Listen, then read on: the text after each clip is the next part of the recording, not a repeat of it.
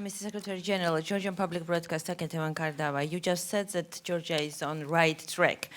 We know that it's too early to discuss the details about upcoming summit in Warsaw, but still, what is the mood among the member states? How the progress made by Georgia can be reflected?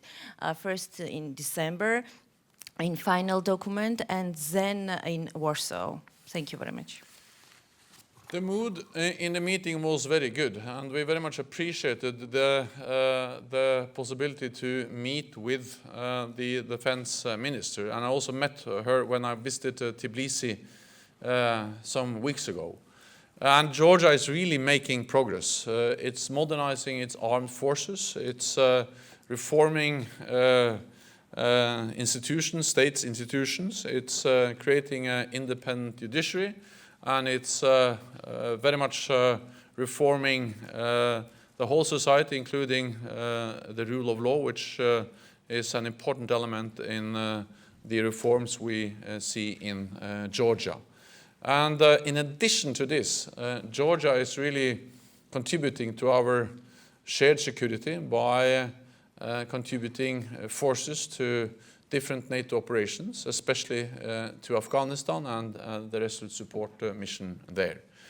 I'm certain that the ministers will find ways of recognizing this at their meeting both in December, the foreign ministers, but also at the summit in Warsaw in July.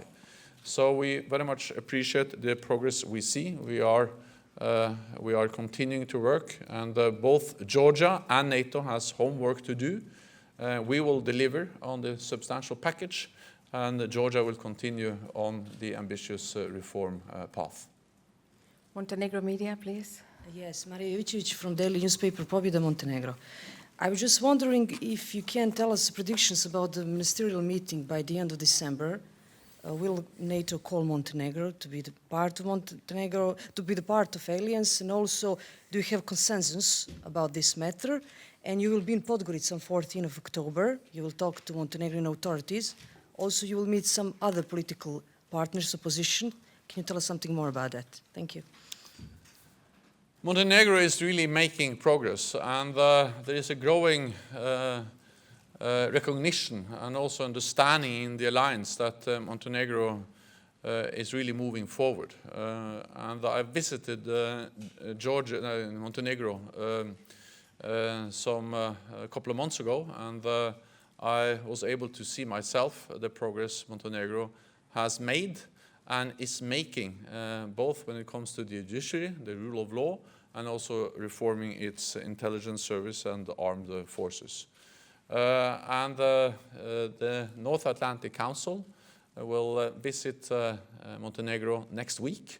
I'm not able to announce all the details in the program, but normally we meet also with the Parliament, and I'm looking forward to the visit, and this will be part of the preparations for the foreign ministerial meeting of NATO foreign ministers in December. And we are going to make decisions, and we have announced before that we will assess the progress of Montenegro and then make decisions on whether to invite Montenegro in our meeting in December. It would be wrong if I prejudge the decisions of a meeting which will take place in December. I will just today limit myself to say that Montenegro is making progress, and I'm certain that this will be recognized by the foreign ministers in December. Last question to Russian Vedomosti, please. Secretary General, good afternoon. My name is Petr Kozlov. I'm from Vedomosti Business Daily Moscow. Could you please tell us, NATO was planning to reduce the military personnel in Afghanistan, but for the last time the situation in this country deteriorates. Can you consider that could be made a decision that on the contrary the alliance could increase its personnel there? Thank you. No final decision has been made regarding the duration of the resolute support, and neither the profile of the mission. What is certain is that NATO will not leave Afghanistan. We will continue to support the Afghans. What we are assessing is in what ways. And this is partly a discussion about the profile, the level of forces we will have there, but also the geographical footprint where their NATO forces are going to be stationed. We ended our combat mission at the end of last year. We have now started the train, assist and advise mission, the rescue support mission.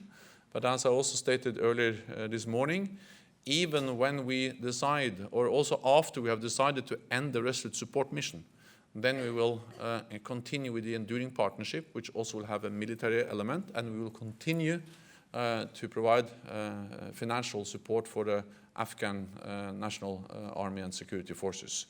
So we will not leave Afghanistan. We will continue to be there. We will continue to support the Afghans.